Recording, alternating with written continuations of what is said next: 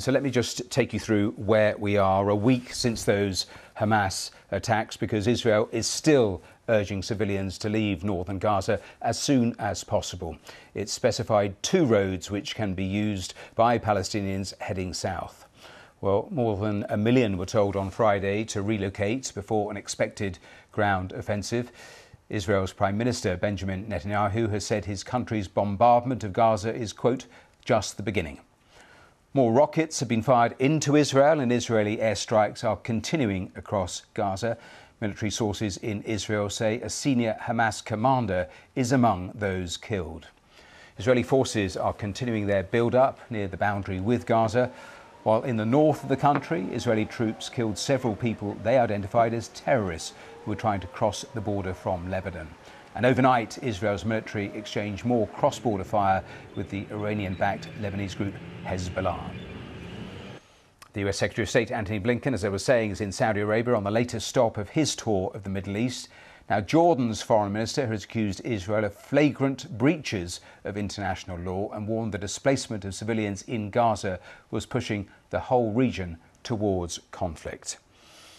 Let me show you the live pictures again. At least 2,200 people in Gaza have been killed in the strikes over the last week, and 1,300 Israelis were killed by Hamas gunmen over last week. And I just want to return to that UNRWA quote that I was telling you about a moment or two ago, because those sources there on the ground from the UN saying that 1 million people have been displaced in just 1 week. So this, their latest tweet, as you can just see as we pull the strap away, they are talking about the exodus. They say 1 million people have been displaced inside 7 days. In the past 12 hours alone, hundreds of thousands of people have been displaced. The exodus continues as people move to southern parts of the Gaza Strip. So that's some of the latest information coming. Before we move on, I just want to take you to the pictures here in central London outside of the BBC, and you can see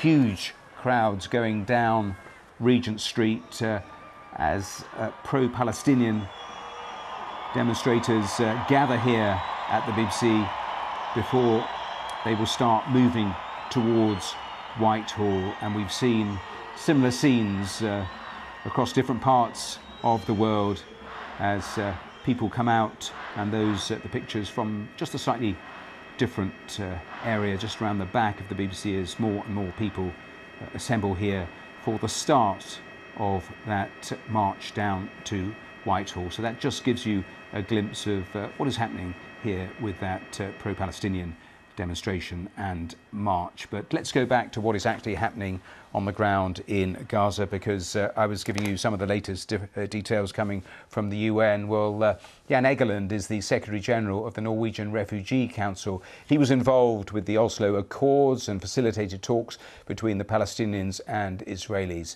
Now, he talked to the BBC a little earlier and gave us his assessment of the humanitarian situation in Gaza.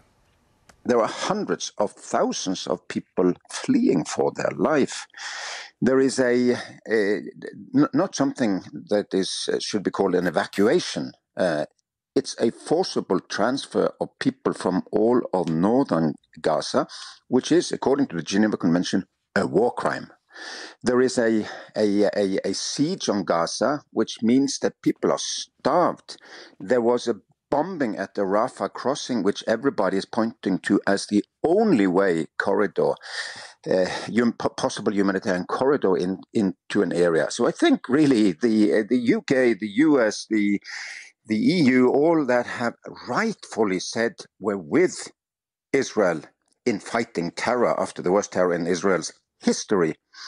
I hope they haven't given a green light to smash 1 million children, because that's what's happening now. Well, there's been significant diplomatic fallout from the war. Saudi Arabia says it has paused talks on normalising relations with Israel. Well, Lord Malek Brown is a former Deputy Secretary General of the United Nations. He gives his thoughts on that decision. Well, I think this was anticipated. It would have been impossible for Saudi Arabia to have continued them at this time. It has in recent years been quite quiet on the issue of Palestinian rights. But when the events of this week unfolded, it, raised its voice much more clearly in defense of the Palestinian people. And it would be, just in terms of the optics and politics of the region, impossible to press on in any effort to normalize relations with Israel at the very same time that Israel was seen as attacking Palestinian Arab civilians in Gaza.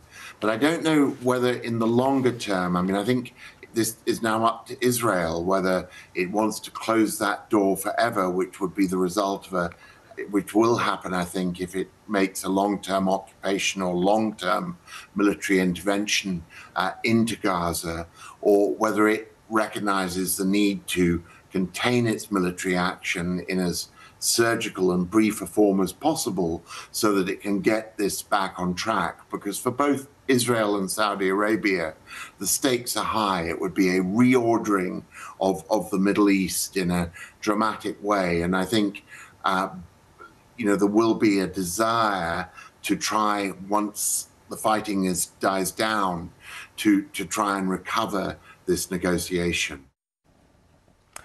Well, the US Secretary of State, Anthony Blinken, as we've been seeing, is in Riyadh in Saudi Arabia for those talks. It is the latest stop of his Middle East tour. Let's have a listen to a little of what he's been saying. No country can or should be expected to tolerate what Israel has just been on the receiving end of, which is an attack that almost defies description in words, in which more than 1,300 of its people were slaughtered, along with the nationals of more than 30 other countries, by Hamas. Hamas is not representative of the Palestinian people or their legitimate aspirations for the future. Hamas is a terrorist group. Its only agenda is to destroy the state of Israel and to murder Jews. And it's important that the entire world see it as such. At the same time, as Israel pursues its legitimate right to defending its people and to trying to assure that this never happens again, it is vitally important that all of us look out for civilians. And we're working together to do exactly that. In particular, working on establishing safe areas in Gaza, working on establishing corridors so that humanitarian assistance can reach people who need it. None of us want to see suffering by civilians on any side, whether it's in Israel, whether it's in Gaza, whether it's anywhere else. And we're working together to do our best to protect them. I think at the same time, it's vitally important, and I know that our countries agree, that we work together to make sure that, to the best of our ability, this conflict does not spread to other places on other fronts. And so I look forward to discussing that. Anthony Blinken, well, with me here in the studio is our Middle East regional editor, Mike Thompson. Mike, give me your assessment of this latest leg of this Middle East tour, and generally, as he has moved from capital to capital, what Anthony Blinken has been trying to do here. Well, he's trying to get together a concerted anti-Hamas sort of grouping here amongst Arab countries. But he's having a difficult time because with the number of deaths, as we've just been hearing, more than 2,200, and this imminent ground offensive that'll begin fairly soon, many Arab people are just outraged by this. And not just, of course, in the region, but also, as we've been seeing on our television screens right across the world. And this is turning people, most notably actually Saudi Arabia, who he's with at the moment, a key ally, who he's been encouraging to normalize relations with Israel. Now Saudi has said, as we've been hearing, that talks on that have stalled. This is what Hamas wants. Hamas wants to drive this wedge. Yes, it was one of the theories in terms of why Hamas has actually done this. One of the theories was, as we were edging closer to that normalising deal, Saudi Arabia, crucial players, it was to disrupt that and to dismantle that. But in terms of the wider goings on and reaction in the region, interesting comments too from the Jordanian foreign minister talking about the abyss that was being approached. Indeed, yes, and of course the Secretary of State had talks with King Abdullah of Jordan, and the country is very, very concerned about this abyss, as you just mentioned there. And Jordan is a nation which has had strong relations with the US, so this has been in some ways quite surprising and very disappointing for Mr. Blinken that this should be happening. But it's really part and parcel of the attitudes that are now sweeping that whole region. And there's worry because the Jordanian foreign minister was talking about the displacement of people, and only on Newsnight last night I was watching a senior former military figure suggesting that people should go over, Palestinians should go over into Egypt. That is a real concern, isn't there, that potentially here the movement of Palestinians out of the Gaza Strip completely. Indeed. I mean, they're all going into areas which in the main are quite agricultural in the south. There's very little to support people, to shelter people.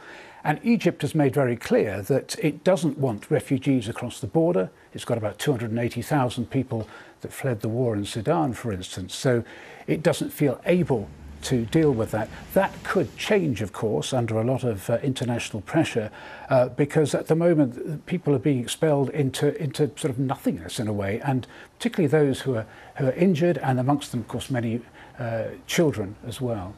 Presumably that is why Antony Blinken continues to talk, and we saw it yesterday in Qatar, about these safe zones, the discussions they're having around that, to try to set up somewhere with a bit of infrastructure for people to actually go to. Where are we in terms of the ability to do that?